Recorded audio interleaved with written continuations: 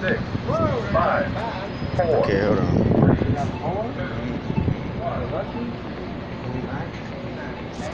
Okay. Today, I want to talk about what is sacred. What does it mean for something to be sacred? And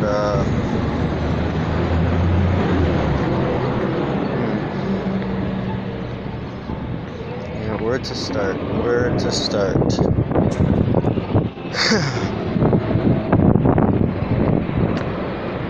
What is sacred? What is good? That's the next question that pops into my head when I think about what is sacred. What is good? What is right? Because I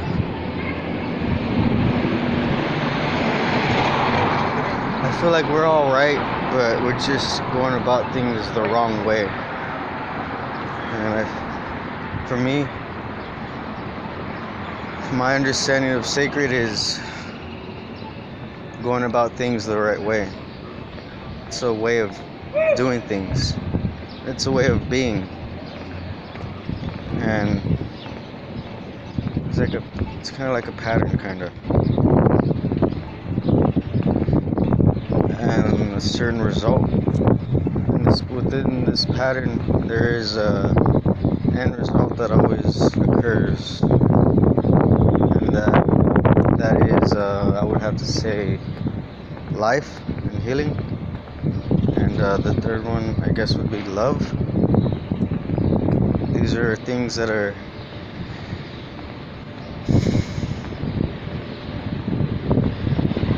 come with sacredness. Things that are sacred. So everything that the opposite of sacred is, destructive. And destruction is a form of sacredness. But like I said, there's a way of going about destruction that makes things sacred. And there's a way of going about things that aren't. That makes things just chaotic and crazy. So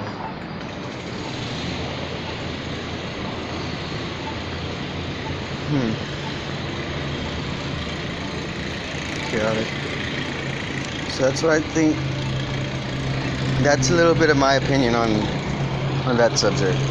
What is sacred? Hold on, I'm gonna cross the street.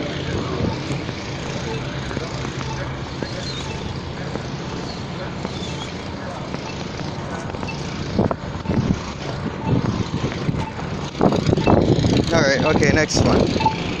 Yeah, that was just a little opinion that I had.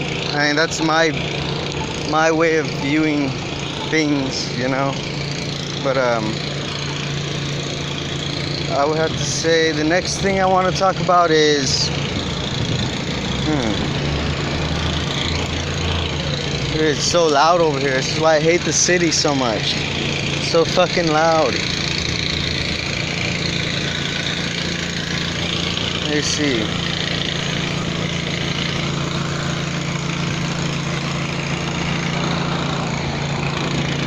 That's another good topic, I think. Or nah, no. Let me see. I do want to give some shout outs, but I can't think of their names really. I feel like there's a lot of people who are doing good, even that I'm not even aware of. And I just want to say good job, guys, because we're all doing really good right now. I'm not sure if everyone is aware of what's going on, but great changes are happening.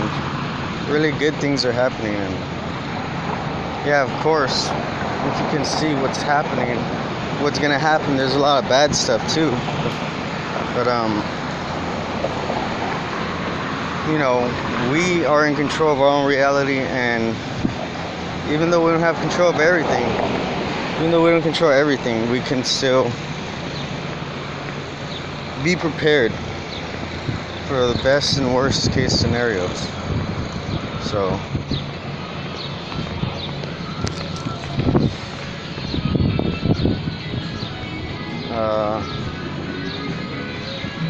yeah.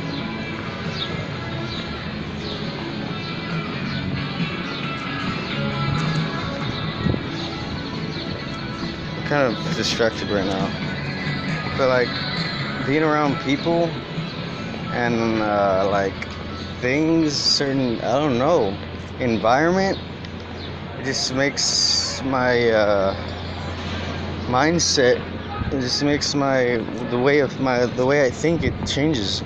It changes the way I think, the places that I'm at. Oh, okay, and hey, I feel like that has to do with sacredness too. That has to do with the cause and effect, you know? There's a cause,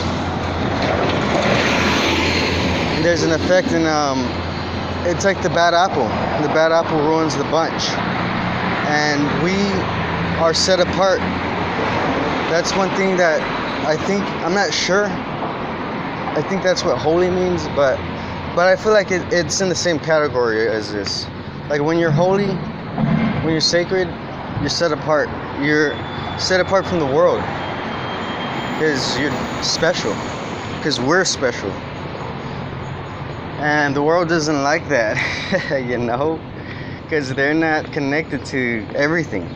So they see us and they're just like, what the hell is wrong with this guy, you know? I mean, but hey, it's not always like that. Sometimes, a lot of the times, I would have to say, at least for me, most of the time things are really good. Like my personality, or whatever you want to call it, like it's pretty good at dealing with negative situations. There's just those few people who, you know, you can't work with. Or not you, people I can't work with. And I know someone else is able to work with them, but I'm not, for whatever reason. If it's me, or if it's just because like they don't like me for whatever reason, because I did something, because I remind them of somebody, you know.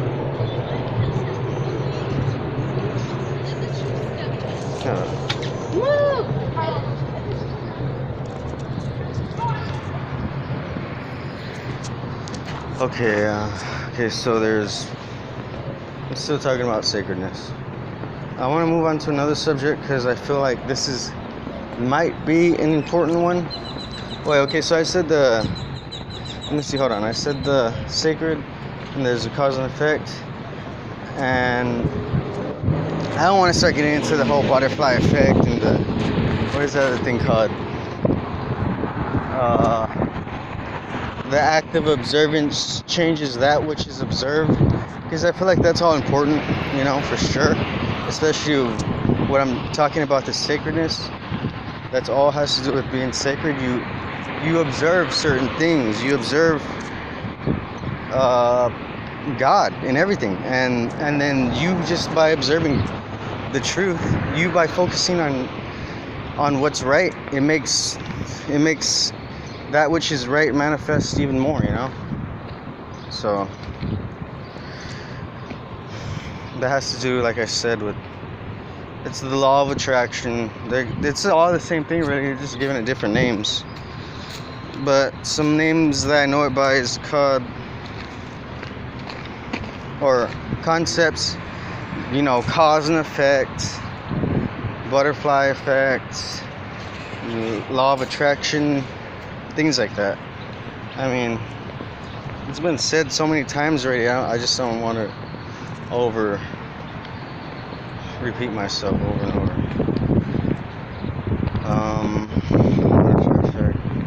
Okay, so with all that in mind, I want to talk about maybe the mindset, maybe just for a little bit.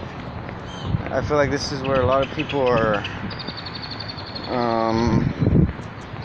need work on, because, you know, common sense is not common, and people people's mindset, if they were to observe it, is far from structured. You know, like I feel like most people don't. I mean, I want to say most people because this is a thing. You know, I'm gonna go back to what I was saying earlier. There are two of us here. There are us and there are them. And I feel like there is this mindset that's going on. You know, this is one of them, the us versus them mindset.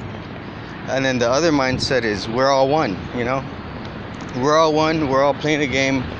We're all actors, and no one's really a bad guy. You know, a snake is a snake, and the snake's gonna bite. The snake's gonna do what the snake is gonna do, and we're just all playing our role in this world. And that's the other the way of thinking that everything's okay. But I believe it. You know, I feel that's true, but I just feel like the concepts have been kind of misconstrued, maybe, and that's probably due to my interpretation or comprehension of it. So that's probably what it is, because I know I'm just speaking for what I've been exposed to and what I deemed is, you know, not true, but fact, or people consider to be true. That's, I mean, because I could be wrong, but that's just what I'm seeing people do. That's how I'm seeing people. Hopefully you're still like, I don't know what it's called. People tell me that I talk too much and that I kind of am all over the place. So yeah, hopefully I'm not doing both of those things right now, because I only really said a couple of things, and I know I'm trying to keep up with myself here. I'm trying to stay focused on what I'm trying to talk about. So I'm gonna reiterate one more time. One of the things I was talking about was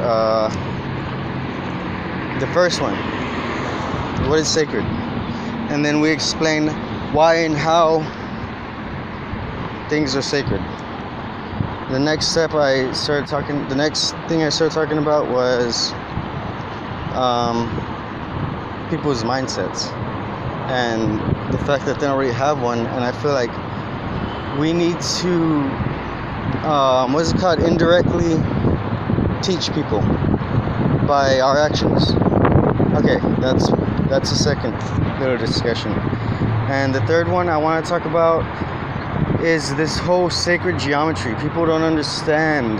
They don't understand, man. People don't understand how reality works, you know? And this sacred geometry I've been seeking, you know? I've been seeking this truth. What does it mean? I hear people talk about this new age sacred geometry. I don't like saying new age because that's like just putting a label on truths, you know? You're just putting another label on a label. But I did feel like the reason I say new age, because I do feel like there is some form of misinformation that is going on, or if it's even if it's not intentional, it's still misinformation. So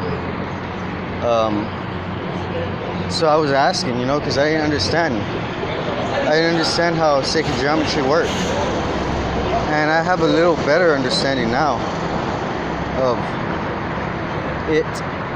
us, and the whole reason I'm saying that is because the quantum computing.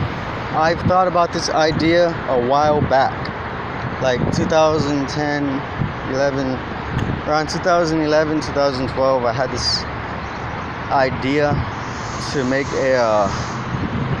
what is it called? A mushroom. Well, it's not a mushroom. It's called mycelium. That's the thing that mushrooms grow from. It's like a fungus. It's white. It's called mycelium. It could live for thousands of years. Converts matter into energy. It creates symbiotic relationships with plants, animals, you know, or bacteria. So So it's a pretty good organism, you know. And I was thinking, like, why can't we use this to process data and store and gather energy and information, you know? But so I started thinking about creating a mycelium supercomputer, and in that process I was thinking, how can we connect the physical world to the spiritual world? How can we connect this supercomputer, this mycelium, organic mycelium supercomputer, I'm just putting too many words now in there,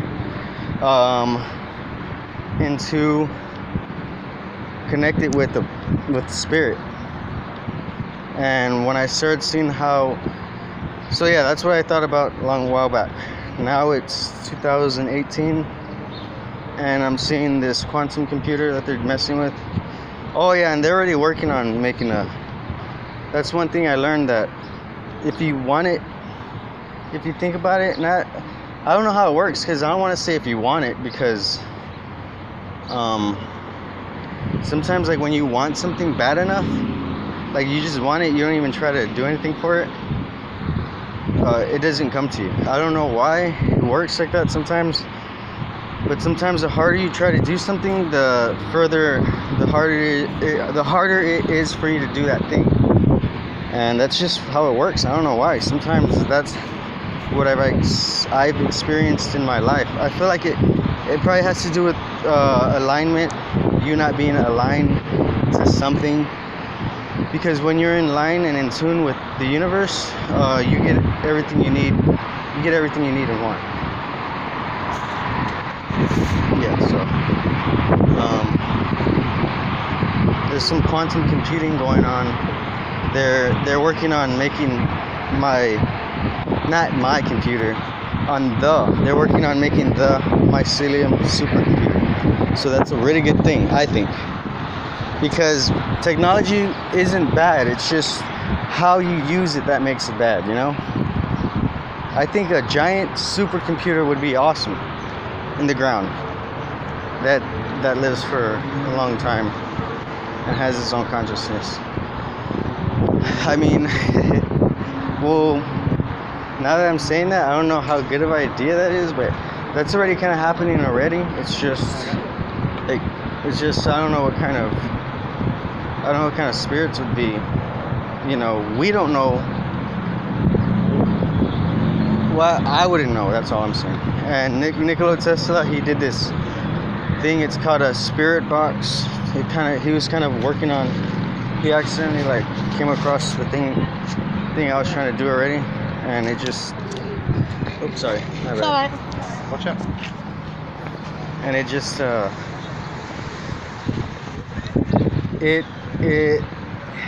you can hear, like, voices. He doesn't even know what the hell it is. Like, no one knows. People say that use it. It's called what is it called? The Ghost Box, or the Tesla Coil. It's called the Tesla Radio Spooky Box, Spooky Radio, Tesla Spooky Radio, or something like that.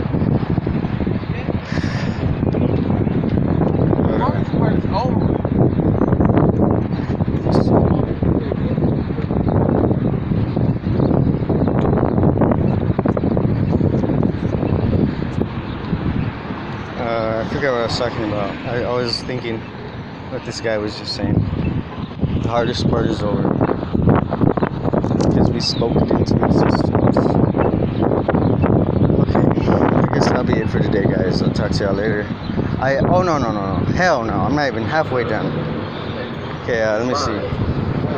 Hold on.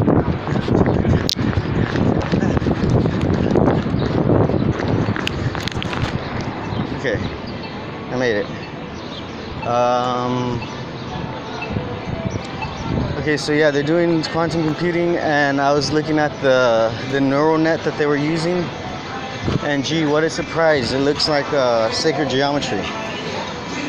I don't know if, I haven't really heard anybody been talking about this, but yeah, they have, supposedly now they have quantum computers with consciousness, or if it's not consciousness, at least it's a neural network, like a artificial neural network. So Yeah, that's a thing. And they're using sacred geometry. Like, sacred geometry is a thing that I don't really know how to explain it. It's weird. It's a thing that sets up the mind, kind of the mindset, the sacred geometry. Oh, that's gonna be a good topic for next time. What is math? And then we're gonna reiterate what is sacred. What is math? And what is sacred? That's gonna be the next talk. Y'all think about that. Okay, I'll talk to y'all later.